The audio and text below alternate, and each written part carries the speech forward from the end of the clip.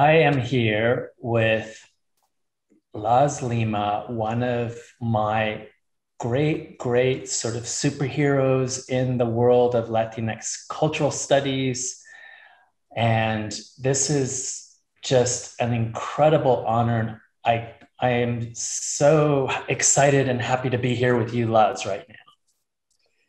I'm the one who has to say how excited I am because we were supposed to coincide at an invitation that you received at the University of Richmond a couple of years ago that because of, I think it was a snowstorm, you weren't able to make it. And so since then, I have been dying to talk to you about the amazing work that you've been doing and how prolific you are, because I just think you're a dynamo. I've shared that with you and some of the emails that I've shared, because it's funny that you're describing me in that way, because I've always looked to you as, what would he do next? and so here we are. Thanks for the opportunity and the chance to be able to share this stuff with your students. Laz, I'm so curious, your origin story and how you got into Latinx critical studies. I know that you began a journey at the University of Connecticut and you got your BA in Spanish and psychology. You're now sort of where you are, but can you give us that, like, what was it that led you to, or what's your journey to the university, before the university, and then from that place of the bachelor's degree to where you are today? Yeah, let's talk about the quintessential quest romance, right? I mean, that is the Odyssey, right? That is the story of not only origins, but eventually of return. So actually, I went to Southern Connecticut State University, which is part of the Connecticut State University system, and everybody always confuses it with UConn, which is another great public institution.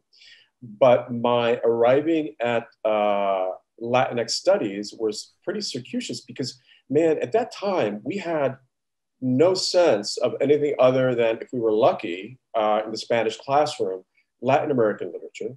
And it was overwhelmingly peninsular literature. And I knew instinctively, because of things that I was reading, trips that I was taking to New York City, to 14th Street on the East Side, where they had various bookstores that sold what we call today Latinx writers, magazines like Salsa magazine, and the incredible amount of journalism that was emerging at the time that we just didn't have a rubric for understanding it. And that was really facilitated by this wonderful professor that I had, Eva Llorens, and she was a very well-known Spanish painter and scholar of the generation of '98.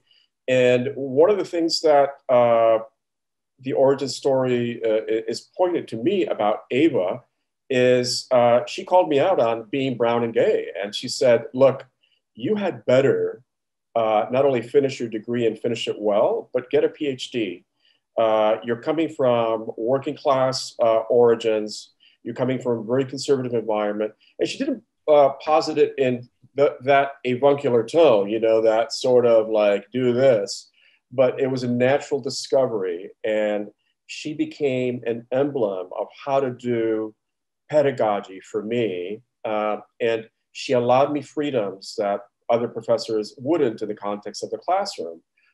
Connections between generation of '98 and Cuba and Puerto Rico, and empire and colonization. So after that formative moment with her, where it was basically, having a talk in the office and dragging me by the metaphorical ear, it became clear to me that there was more out there in the world that I could possibly understand at the moment.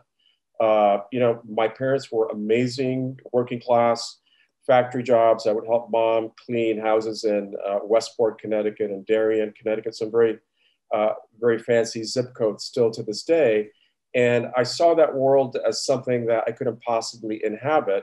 But what saved me and got me out of it was an understanding that I had an intellectual life outside of the strictures of the classroom that gave me a type of curiosity and a frame through which to understand the dynamic of being queer, being brown, being working class, being a pimply fat kid in college, all things that drew me to interiority rather than other pastimes for my classmates. So that dynamic was crucial. And I just want to stress the importance of education as a practice of freedom. And the type of work that you engage in, Fred, is precisely about creating frames through which students can understand themselves with far more nuance than they're used to.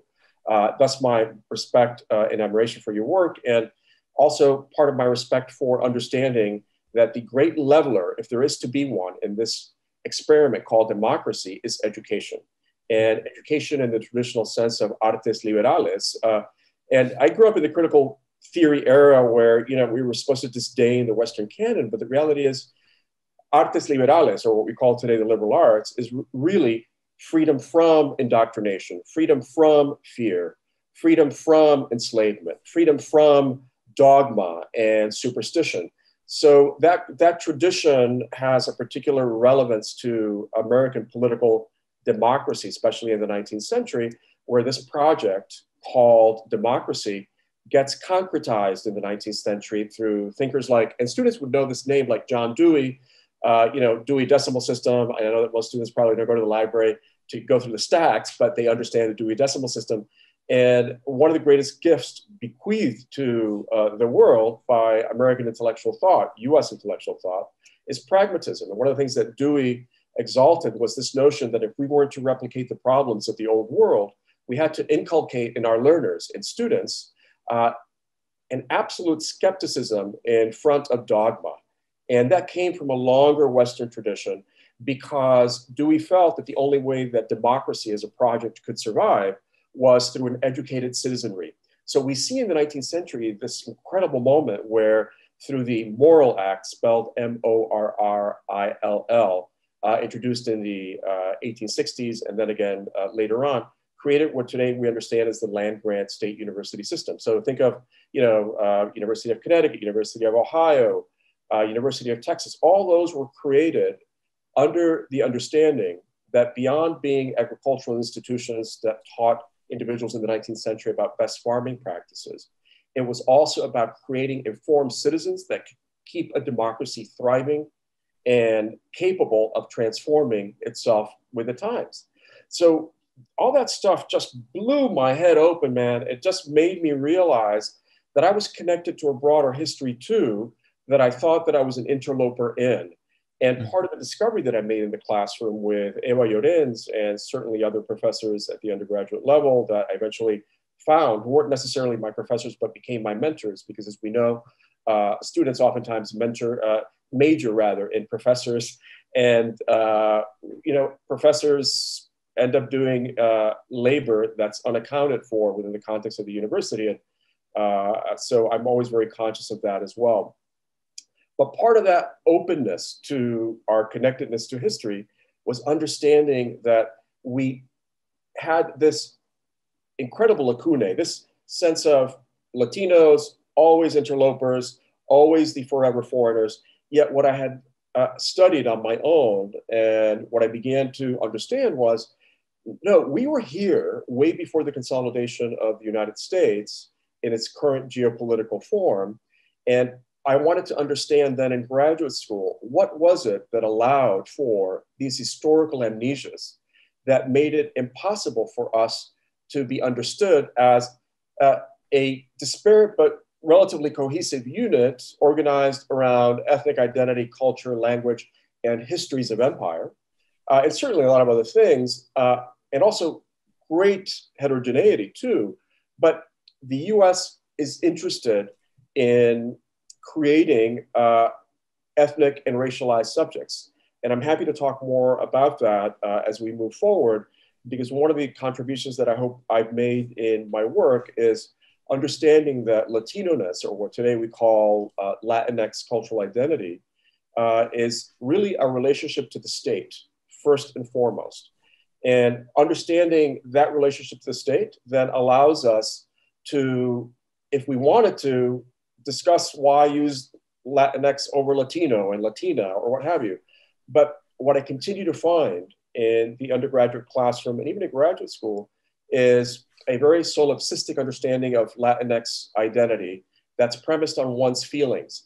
And in a capitalist system, one's feelings are exploitable through marketing and through various systems of capital making, that without us understanding of how we're connected and how we are, in essence, a necessary fiction. Latinos are a necessary fiction, given the heterogeneity of our communities, much the same way that, for example, we never ask in African American studies or in Black studies. We never say, well, are you Black because you're from Nigeria, or are you Black because you're from Ghana? So there isn't this splintering that happens in Latinx studies, where we want to understand our relationship through histories and legacies of empire that we must understand, but that I'd like to turn to different purposes once that we're in the context of the United States. So that's part of the dynamic and the impetus that really fuels my curiosity to this day in my work. Wow, Lazs, incredible.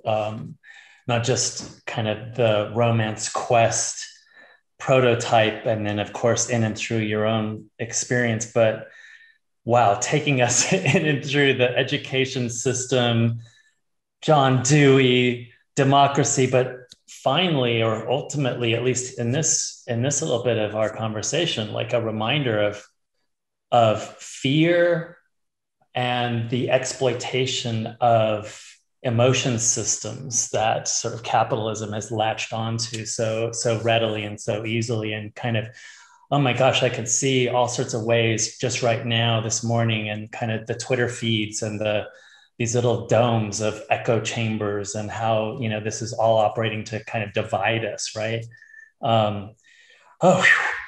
Okay, I want to talk a little bit about some of the research. We're going to go a little more kind of deeply into these areas that you just talked about. In 2007 and then in 2019, you have these seminal works, but kind of on the same level of consideration of critical legal theory, historical amnesia, cultural critical frameworks. Why? One of the central concerns that I've always had, that I alluded to earlier, was why is it that people of Latin American ancestry in the United States, what today we call Latinx communities, continue to be represented as a recent intrusion into the national fold? And I wanted to understand why that is so, and how to do so in a way that was ethically and historically accurate. And let me explain what I meant by ethically. There was a moment, for example, when I finished my PhD at the University of Maryland. And by the way, I was the first PhD in my program. And it was a result of two hires that were made. One, a junior professor in Latinx Studies, one of just the most brilliant, wonderful people who I've remained very close friends with. Her name is Karen Christian Munoz, and she wrote Identity as Performance in US Latino Literature. She was a junior hire. And then a senior hire who overlapped with Latinx and in particular Chicanx studies, Chicano and Chicana studies. And her name is Sandra Messenger Cypus, another wonderful now colleague and then mentor. And so the fact that those hires existed allowed me then to have the freedom to work with people who trusted some of my research inquietudes, right? Why was it that, for example, when I started at Maryland, I started in American Studies, and when I talked to the director of graduate studies, they said, Latinx studies, that's probably for, and by the way, they didn't refer to it as Latinx studies, it was Latino studies. And if we were lucky, they might have known what Chicano studies was. So their advice was, maybe anthropology, because in other words, the conversation turned into, there is no culture to speak of as Latino culture. It's just like a recent immigration phenomena that's happened from the 60s onward in particular. And confronted with that type of ignorance, and this was a good person, largely, and a product of her own training limitations, I found that nexus in Spanish and Portuguese, a Department of Spanish and Portuguese, which is natural, it seemed to me, for Latinx studies, because I wanted to study cultural production that was in both English and Spanish. You couldn't do that in the original in American studies. You couldn't do that in Complet. You couldn't do that in English. So it seemed like Spanish and Portuguese was the locus where this might be possible. And in my case, it was in that department. I later learned through experience how vexed that relationship is. And that is perhaps a conversation for another occasion. But the fundamental question was understanding why, if more than half of Mexico's northern territories were conquered by the United States, that when we look at the 19th century and when we look at our national pedagogies, the things that we teach students from grammar school onward, there was no mention of this thing in any substantive way called the US-Mexico War from 1846 to 1848. And I wanted to understand why a country that had just gained independence from Spain in 1821, as Mexico had, that all of a sudden it became expedient for the United States to extend its territorial ambitions from sea to shining sea, as it were, from east to west. And that question always had an answer in economic and historical fuentes, sources. So when you have Leland Stanford, the founder of Stanford University, that's interested in creating a transcontinental railroad that's going to go from, a terminus in New York to LA, or as the case was also in San Francisco, there's a problem, and this problem is called Mexico, and this territory is in the way. So then I wanted to understand narratives, material culture, photographs, anything that I could find from that period that would give me then an archive through which to understand our present. And I found this incredible collection through the work of great scholars like Rosaura Sanchez, Beatriz Pita, and many others at the Bancroft Collection at UC Berkeley. So I was able to get a pre-doc, and my God, I was in heaven. I mean, just looking through that material that had at the moment been mined became an opportunity for me to just create and curate all textual artifacts and material cultural artifacts that began to paint a broader picture that didn't give me the satisfaction that I wanted, but that gave me answers that were ethically cogent to me. And one was, and I do want to share this with your students, because oftentimes we resort, in ethnic studies, we oftentimes talk about various approaches to ethnic and racial identity, and they're either celebrationist, oh my God, Latinos dance really well, and it's great food, victimist, oh my God, they are victims of historical forces that they can't control, assimilationist, if they only assimilated, everything would be fine.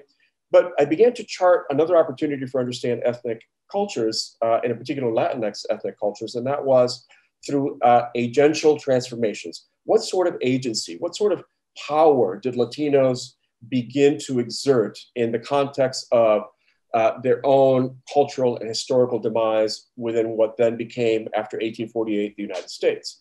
So I always begin in any Latinx course, Fred, I got to tell you this, it never fails. You just have to give students the right frames.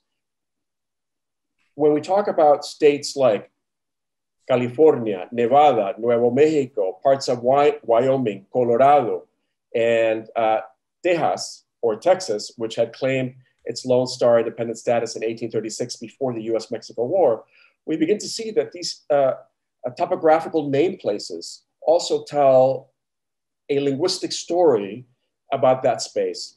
And this is what I found that I'm encapsulating for your students, is Mexican elites in the 19th century and other Latin American elites, because it wasn't just Mexicans in these territories. You had Chileans mining for gold in California. You had Cubans teaching people in Louisiana how to cultivate sugar and how to process it through latifundios that they had been in. They were bilingual. They were working. You had, as Kirsten Silva Bruce has brilliantly demonstrated, you had the largest collection of Spanish-speaking newspapers in the United States in both Greater New Orleans and in New York City. So we had this thriving culture. My question was, what happened? What was it that diminished the influence of people of Latin American ancestry that continue to posit them as a recent intrusion into the national fold? And one of the things that I found was Mexican elites began to associate their relationship to the nation, their relationship to the state, along white racial norms of affiliation. So they began to cast themselves as whites who spoke a different language, in contradistinction to what happens after the US-Mexico War, which is the country is fundamentally divided over the slave, so-called free states, and so-called slave state question. So what are you going to do with these territories that get incorporated? Think about it. Texas, is it going to be a free state? Is it going to be a slave state? So part of the whitewashing that happens historically, I found, was as a result of Mexican and Latin American elites largely being complicit with these strategies for political emergence in the United States.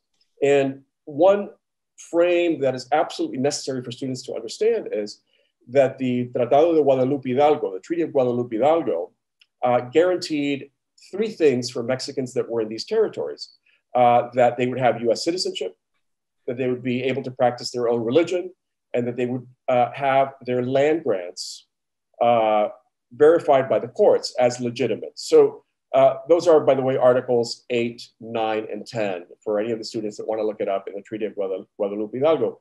What happens is, after the treaty is signed, when it goes up for congressional approval, they strike Article 10 down. Fred, this is fascinating. Article 10 is land grants. In the 19th century, you needed to be a landowner, you needed to be a man, you need to be white, and you need to be functionally literate to be able to vote, to exercise your democratic freedom, your democratic agency. By striking down Article 10, it made it nearly impossible for Latin American and Mexican elites living in the United States to exercise their right as citizens as guaranteed by the Treaty of Guadalupe Hidalgo.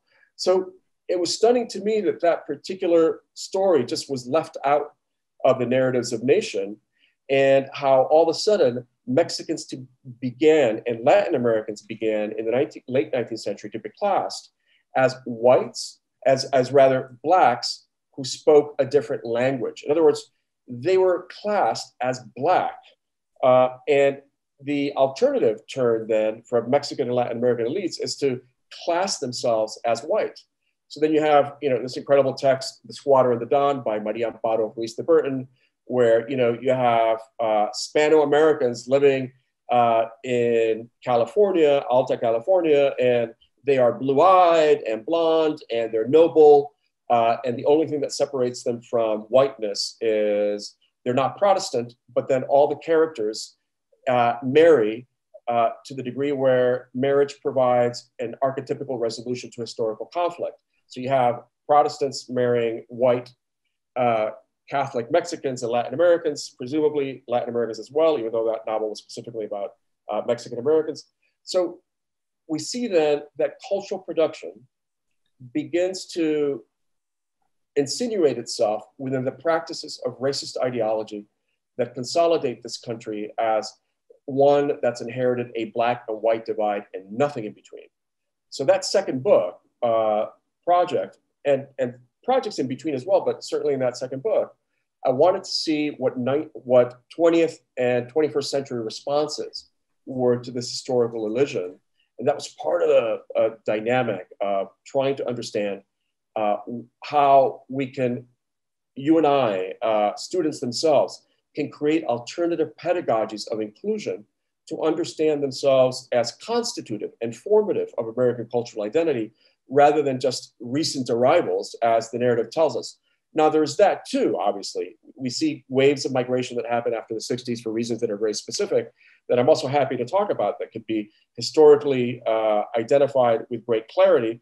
And enough so that I'd just like to mention in that regard that when we talk about Latinos coming to the United States, the only significant immigration from Latin American countries that we have in the United States are the result of two things. This is the only things that your students need to remember.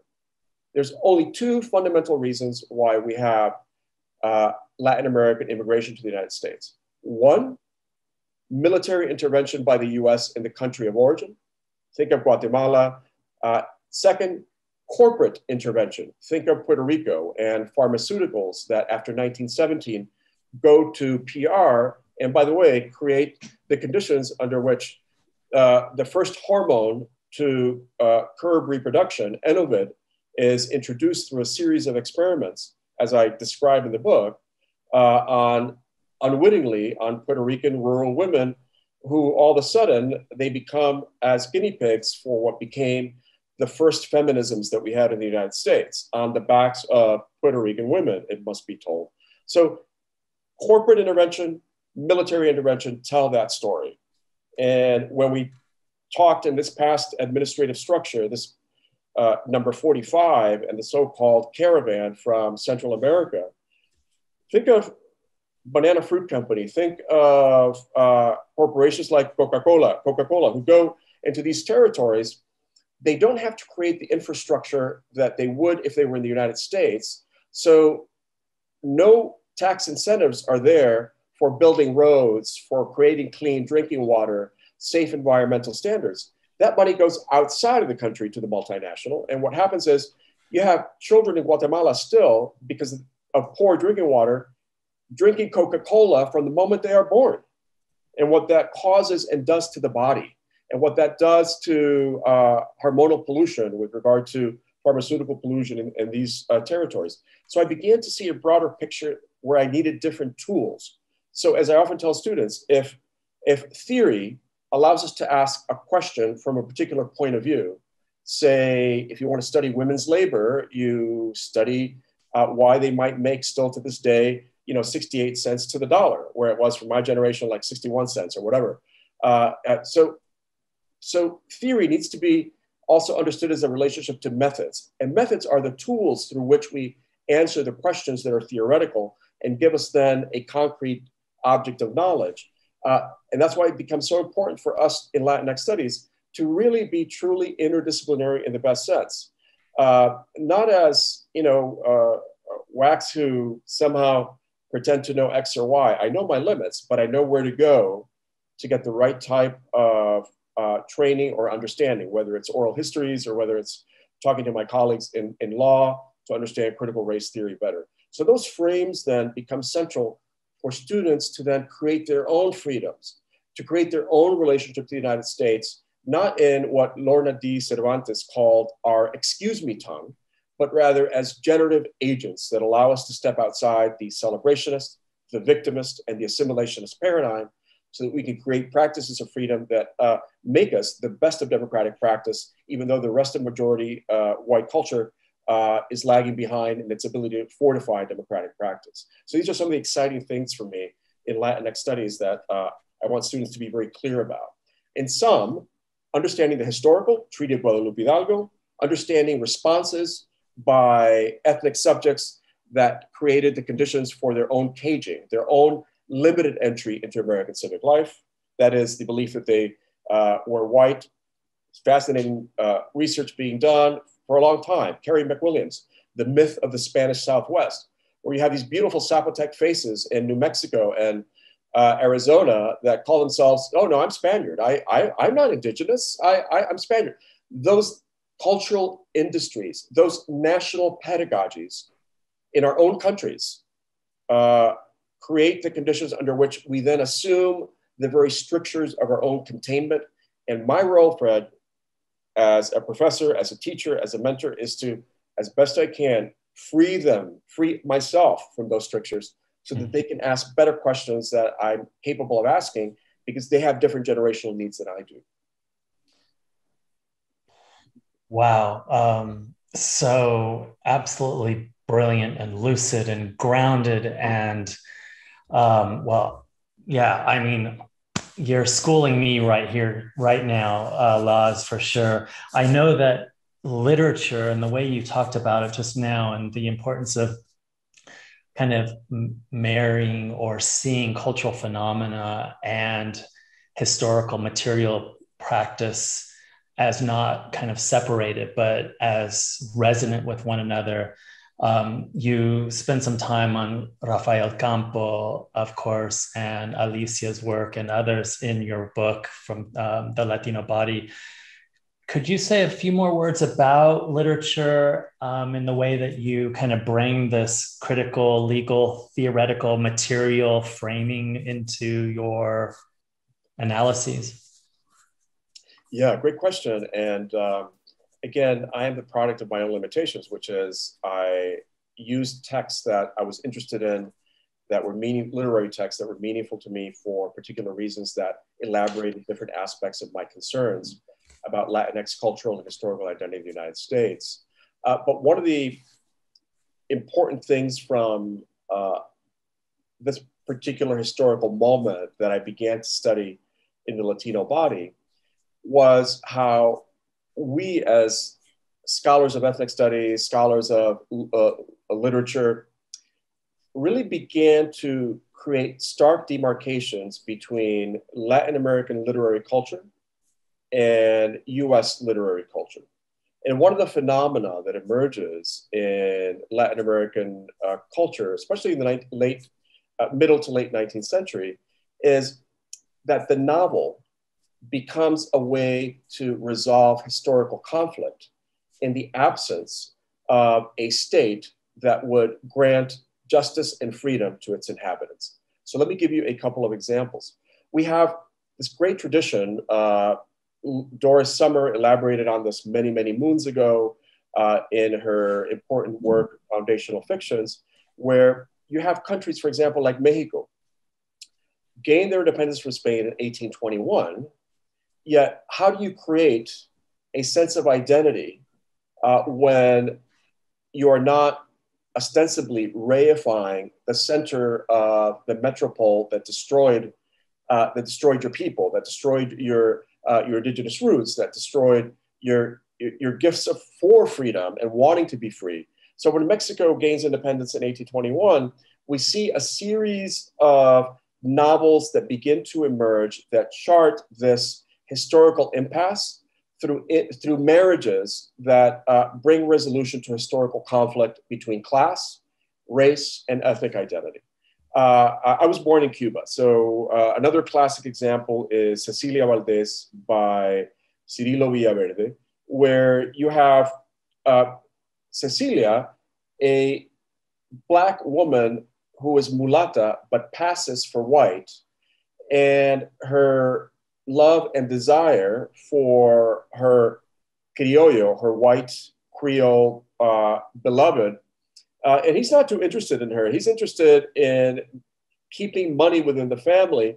So Cecilia becomes then the Casa Chica, as we say from the Caribbean. So you have Casa Grande, the official family. You have Casa Chica. You have that, toxic masculinity that emerges in this sense that you have the official family, and then the cisgendered male can have sexual forays and relationships with anybody that they want, indigenous population, whomever. These novels attempted to resolve historical conflict at a moment of founding. And this is what I found. They were following the precepts of a Chilean philologist and essayist and statesman from his text, Autonomía Cultural de América. And his name escapes me right now. I have to look this up. Andrés Baillo is his name, Andrés Baillo. So in the very important year of 1848, Andrés Baillo in Autonomía Cultural de América, the cultural autonomy of America. He's seeing America not as the US, but rather this collection of recently freed or soon to be freed countries. And one of the things that he says is something to the effect of cuando las tradiciones solamente existen en documentos esparsos, incompletos, necesitamos el método narrativo para crear nuestra historia. So something like, in the absence of established legacies of culture, art, history, and the historical, and I'm really paraphrasing now, right, based on what I remember from that quote, what he begins to tell us is literature then becomes one of the drivers for creating national identity. And guess what? That's what was happening in the US in the 19th century when you had these novels about slavery, passing, and whites, and also a novel that was completely ignored in the 19th century, Maria Barros Ruiz de Burton's historical romance, The Squatter and the Don. Again, I mentioned earlier, you have Eastern squatters who are Protestant taking over lands that don't belong to them, and you have bewildered and beleaguered Christian white Mexicans and Latin Americans trying to claim their space within the nation. So literature then, unlike what we're used to as we studied it in school, for example, isn't this pretty? And why is it pretty? This is like great writing.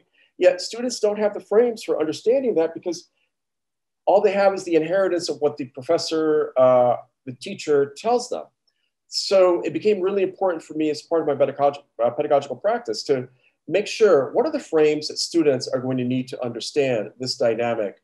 What is the importance of literature beyond the aesthetic? And that's very important, by the way. I mean, in fact, it's central, but they're not going to appreciate the aesthetic until they have the frames through which to understand it, or at least most won't, right? Because, it's a question of, for AP exams, what do I need to do or memorize? And they'll go to the Cliff Notes or whatever new versions of Cliff Notes for my generation exist out there.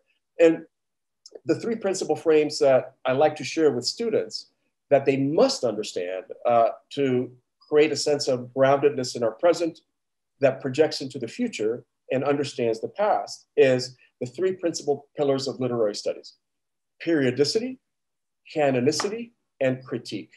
Periodicity, literary periods. This is how we organize literature and art history, for example. In the Latin American context, we begin with pre-Columbian.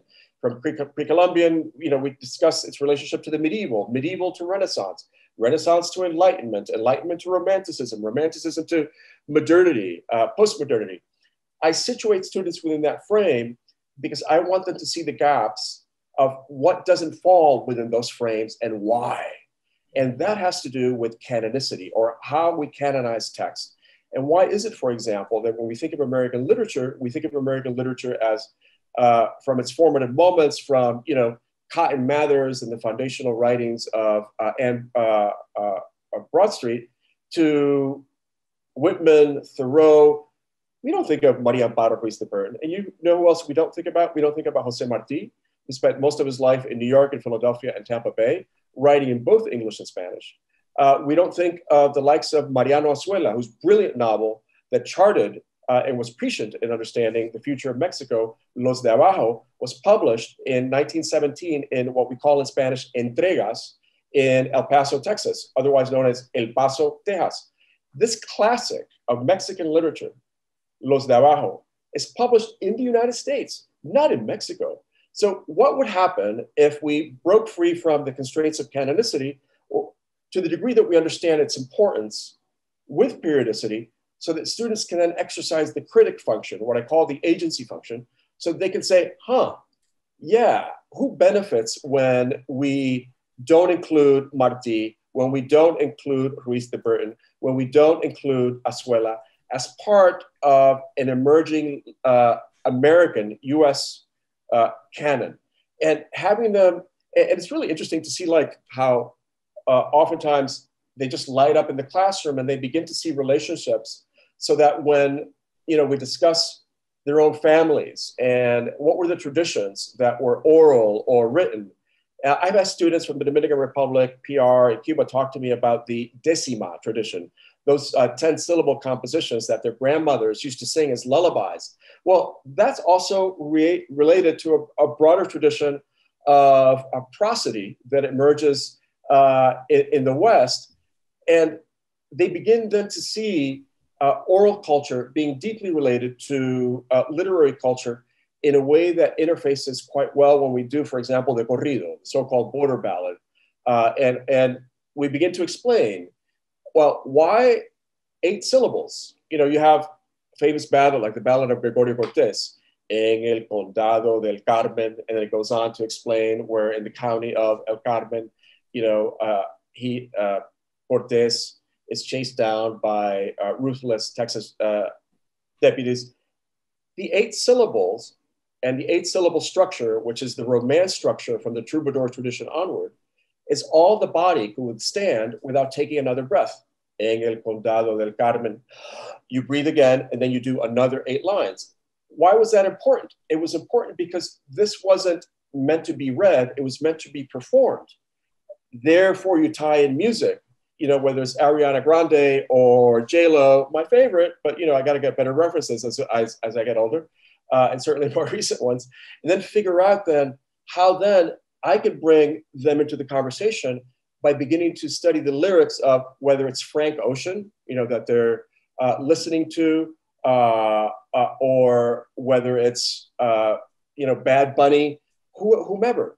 We begin to see that when we project and look at the future and possibilities for understanding literary culture, they see themselves freed of the constraints that make them say, oh yeah, this was a great novel. When in reality, the majority of them aren't going to finish a novel that's over 150 pages, no matter whether they're at Harvard or anywhere else. You know why?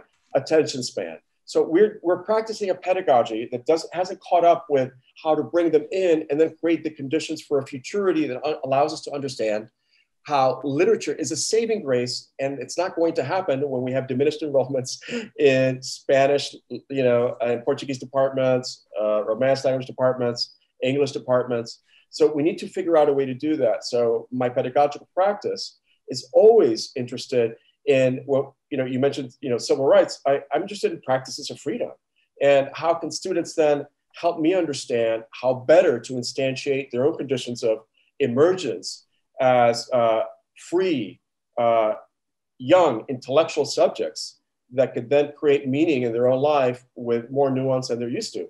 And once they get that framing tradition, man, that's where I get happy, because if I'm convincing them, then I know how to translate that into an article. I know how to translate that into a book to the best of my ability, right? I mean, it's still turgid language because the way that I write, because that's how I learned English, right? It's very formal type of English. So a lot of the writing that I'm doing right now is a little bit more journalistic and less formal. I'm learning how to integrate what I would leave for a coda or a footnote into the text proper, and it's giving me a lot of freedom too. And how am I learning my own freedom from my own students? Mm-hmm. Because if I can't communicate to them in a way that allows them then to open themselves, and by the way, you're not always successful. I mean, some classes are like absolute duds no matter how much I try, but I try. And it's incredibly rewarding when you see that the country's largest majority minority, Latinos, at over 60 million strong, more than African Americans, are at least in the context of a small classroom, creating the conditions for sharing those stories about Ariana Grande's next record, Bad Bunny's connectedness to the Romance tradition. And then they begin to see themselves as people who aren't parroting language, they're creating it, man. And isn't that so exciting when you get that sense that a student is like finding the language to understand themselves in the world with more nuance than they're used to. That's incredible. That's a power that you have. And you're doing it through your comics work, which is like absolutely brilliant. And I'd love to actually interview you to talk more about that, because that would help me in my pedagogical practice as well. But I just want to stress to students, their connectedness to the moment is part of a history that they're building on. And I always ask them, on whose shoulders do you stand? And second, what do you stand for? I mean, in fact, that's Amanda Gorman's classic, invective when, she does this wonderful inaugural poem. She's been reared on that ethnic studies tradition, which asks us to recall the past. On whose shoulders are you standing on? Whether it's their family, whether it's their grandmother, whether it's their undocumented parent in a mixed household where they don't know if the person that they love deeply and perhaps the most could leave them at any moment because of ICE. They begin then to have the tools to chart a way forward that may not give them immediate freedoms, but gives them the imaginative possibility for understanding their connectedness to the world that never leaves them alone, that lets them know that they're connected in a fundamental way to the world. And that to me, man, if that isn't what I was made for, I don't know what is, because I could not do a traditional 9 to 5, that's for sure. After having those experiences, right? I mean, how could you do that? Beautiful. Speaking of standing on shoulders, in your incredible book, Being Brown, that I'm working my way through because there's just so much here. Gosh, I mean, you've touched on so much just now, but maybe you could mention a couple of things here in and around the ascendance of Sotomayor, you know, the shoulder metaphor, the belonging and unbelonging narratives, and how this kind of ties into citizenship law and this historical amnesia that the mainstream forces or tries to force on us. You know, Sotomayor's story is fascinating. So for your students, Sonia Sotomayor was born in the Bronx, Puerto Rican parents, and she has reached the pinnacle of American public life as an associate justice on the US Supreme Court. That's a big deal. And it's a big deal because, like many other points of entry into the Supreme Court, it becomes a bellwether, a barometer for understanding the country and its relationship to freedoms that I've been discussing. So for example, when you have Thurgood Marshall being appointed as the first Black associate justice to the Supreme Court, that's incredibly telling. The court is then representing how law affects everyone and not just white males. And so much like Thurgood Marshall represented the greater entry into American civic life, Blacks and African Americans, if you will, into US society, so did, for example, Sandra Day O'Connor, the first woman to arrive at the Supreme Court. And isn't it stunning, right? I mean, Sandra Day O'Connor, the first woman, we're talking about recent history. Yet the court is a very conservative institution, largely reared on principles of what's called originalism and textualism, which is an understanding that law is ecumenical. That is, that law applies to everyone, irrespective of race, creed, national origin, gender identity, sexual orientation. Yet people on the ground know that that isn't true. So for example, the ecumenical standard holds that it doesn't matter whether you're Black, brown, Asian American, or white. If you get hit over the head with a baseball bat, it's going to hurt the same way. So the punishment needs to be met out accordingly. However, we have this disproportionate effect of Black and brown bodies being hit over the head with greater propensity than any other. So there is a disconnect between the professed idealistic notions of the law as it's understood in American cultural history and its implementation. And if the Black Lives Matter hasn't taught us that, nothing will in this particular moment. And we're seeing these junctures happen where you have the rise of blatant and unrepentant anti-Blackness, anti-immigration, anti-brownness.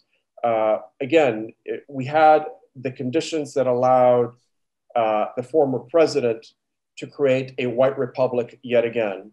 Yet those privileged citizens who continue to think that, say, Latinos are but recent outsiders, they themselves can't understand the historical conditions under which they themselves have emerged and why this is not a white country. It never has been.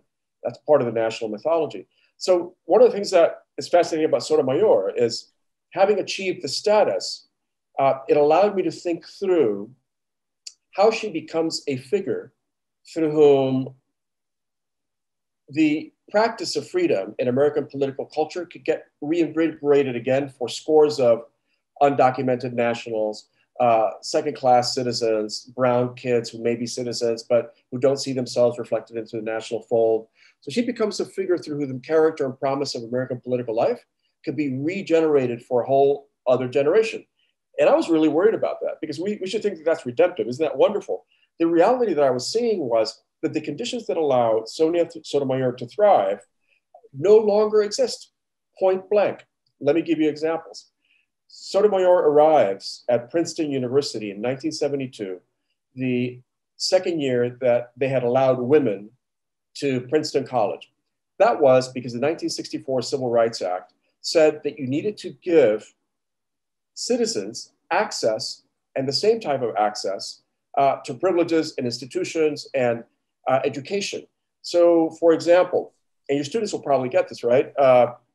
If you were a woman and you wanted to go to Columbia, you couldn't go. You had to go to Barnard. If you were a woman and you wanted to go to University of Pennsylvania, another Ivy League school, you ended up at Bryn Mawr College.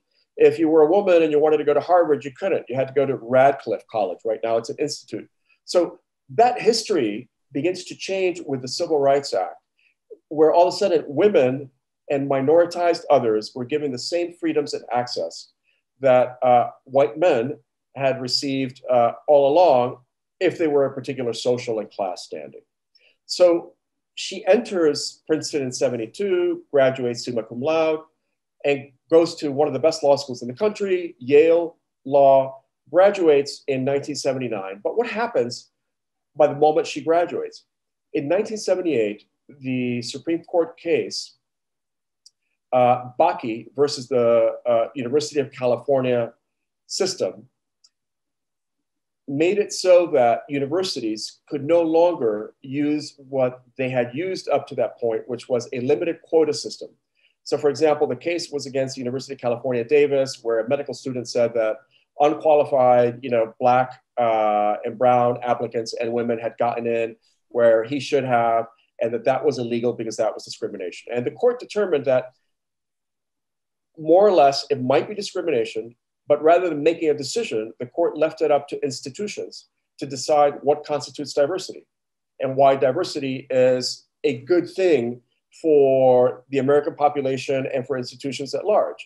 The problem is what used to be a quota system that got the likes of Sonia Sotomayor in, who, by the way, didn't have great SAT scores, didn't come from a great high school, even though they worked very hard. She worked very hard. She was ambitious. She represents all these Latinx and Black kids, in my mind, who could have an incredible life if they pursued their own freedoms. That is, their freedom to choose what to study, under what conditions, type of access that they would have in their undergraduate programs in a way that no longer exists. So the premise was, why is it that we continue to see Sonia Sotomayor as a figure of inclusion, where in fact, this inclusion is symbolic and it's not codified by law? So one of the ways that we can think about freedom is, what are the laws, whether they're followed or not, that allow us to have a safety blanket to protect us from undue hardship, from discrimination, and allow us to live civic life in a manner that democracy requires of all its citizens and citizens in the making. Mm-hmm. So she became then a figure that everybody would largely everyone would recognize, but that somehow represented an empty promise for the current mm-hmm. generation. And that's in part, as I write in the book, because right now, for example, when I was an undergrad, I applied to UT, Texas at Austin, and Berkeley. I was fortunate enough to get into both, God knows why, because I was a slacker and a stoner. But I had curiosity, and I read really well, and I processed information really well. So whatever the reasons were, I knew that I could go to UT Austin, for example, for about $760, if I remember correctly, per credit. So public education, a la Dewey, the conversation that I had earlier in the beginning of my discussion with you about how it was presupposed that you would need public institutions to make citizens free from prejudice, and therefore public education was largely accessible to anybody who had the ambition and the drive. Right now, it costs as much to go to UT Austin or UC Berkeley as it does to go, almost as much as it does to go to an elite Ivy League institution like Princeton or like Yale or like Harvard, et cetera. So what's happening right now is, rather than the doors being open to ethnic and racialized others, it's being delimited in ways that had not before. And that's the lesson that I learned in my work as an associate provost for faculty at my previous institution, where it was very clear from looking at the data that the greatest index for student success that could predict future happiness outcomes, which are actually verifiable indices, like you're happier if you make set income that allows you to live on a paycheck. You're happier if you live in a good neighborhood and you don't worry about food insecurity. You're happier if you can pay your mortgage and your student loans. All these indices of success are related to one thing: the zip code that they come from in their high schools. So if your zip code, is from, I don't know, Darien, Connecticut, it's a public school. It tells us through longitudinal evidence that you're going to have really good life chances. Yet if you're from an underrepresented school district where you don't even have recent textbooks, your life chances are going to be significantly different.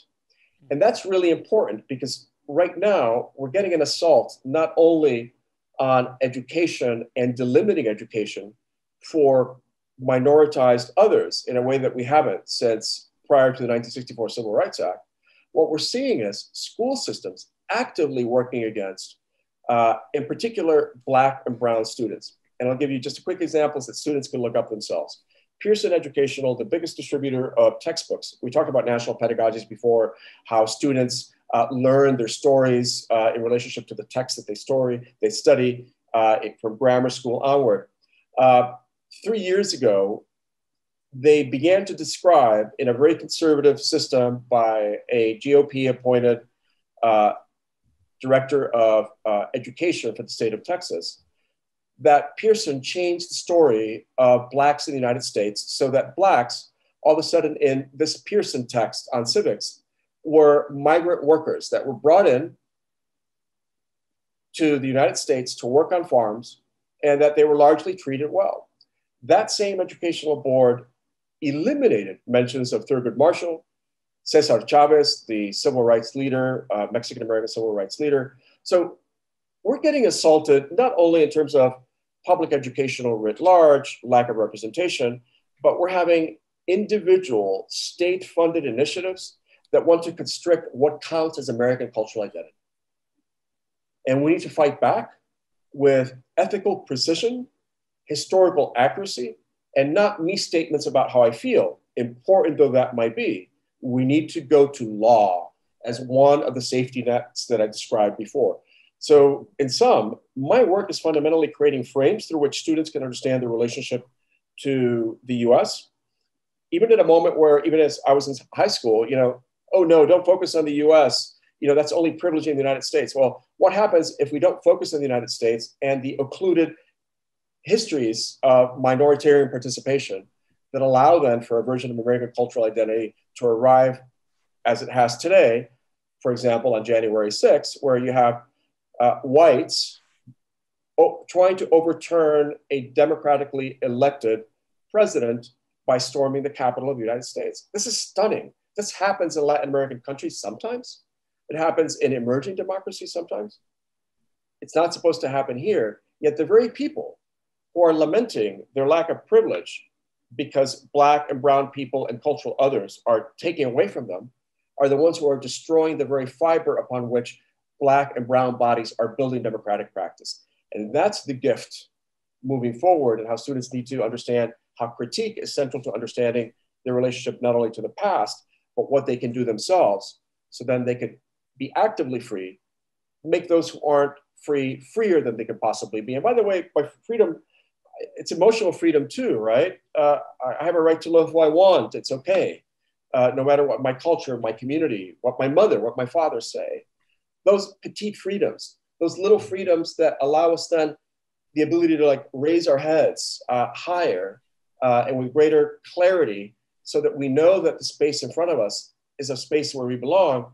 It's not just for citizens, it's also for cultural citizens, the people in the making. It always has been. And that's part of the gift of education, and why I'm working so hard to not only do research and publications, but also trying to reach audiences through film and documentary work about the importance of education as a practice of freedom, and how it is largely up to us and our own agency to determine where this country should go, beyond the fact that we're 60 plus million. And by the way, out of that 60 plus million, over 40% are US citizens, and another 10% are citizens in the making. That is, people who are on their way to citizenship.